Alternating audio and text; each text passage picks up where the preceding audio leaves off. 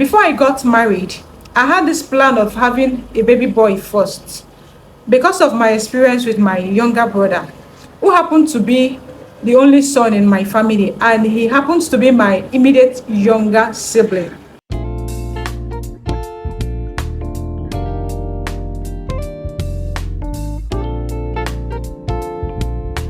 How I was able to choose the sex of my babies. My name is Okafor. I am married with 3 kids.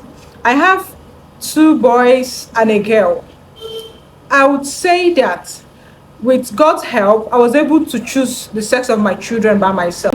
Before I got married, I had this plan of having a baby boy first because of my experience with my younger brother, who happened to be the only son in my family, and he happens to be my immediate younger sibling. We were 4 girls with just a boy. So that guy gave me so much wahala that we had to fight all through our childhood because he was trying to tell me that he is the man. Like, he is a boy, I am a girl. I should respect him despite the fact that I happens to be the first daughter.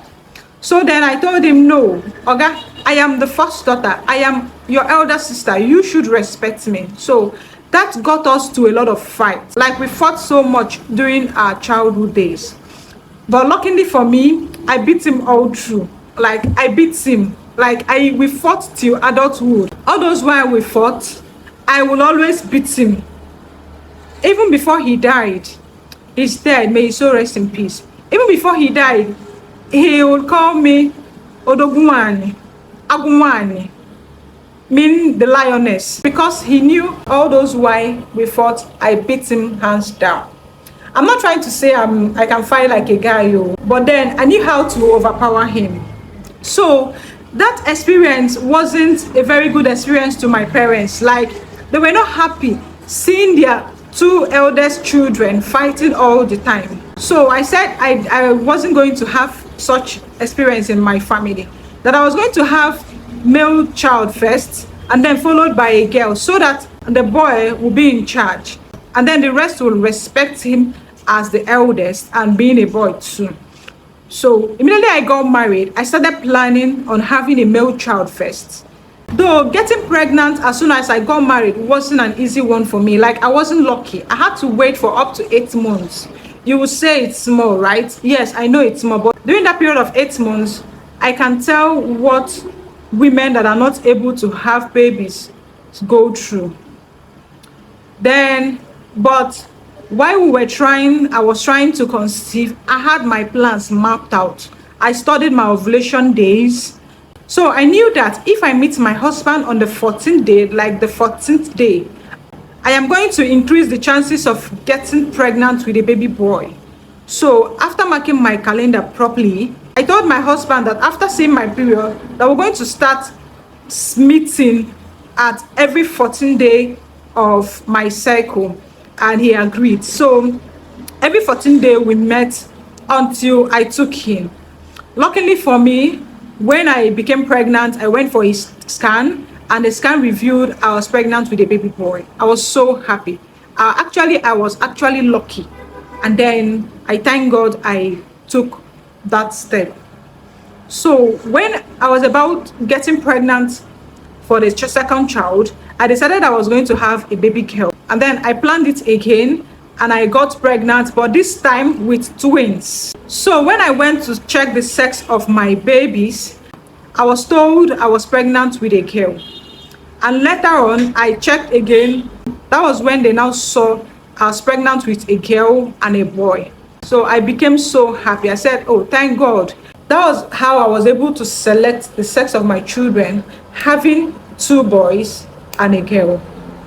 What am I trying to say is that being intentional with what you want can go a long way in our life plans. We know that it's 50-50 if you just stay like that and don't do anything about it. You could get a boy, you could get a girl, you could get girls, you could get boys. So deep down in our hearts, we want our children, our babies, to be mixed. No mother will want to have just boys, and no mothers will want to have just girls. They have cells that produces a girl child, and we have cells that produces a boy child. The cell that produces a girl child is called the XX chromosome, while the cell that produces a boy child is called the XY chromosome. It is only a man that can donate a Y chromosome to the wife's or his woman's X chromosome to be able to produce a baby boy, while the woman just produces XSS, which is just a baby girl.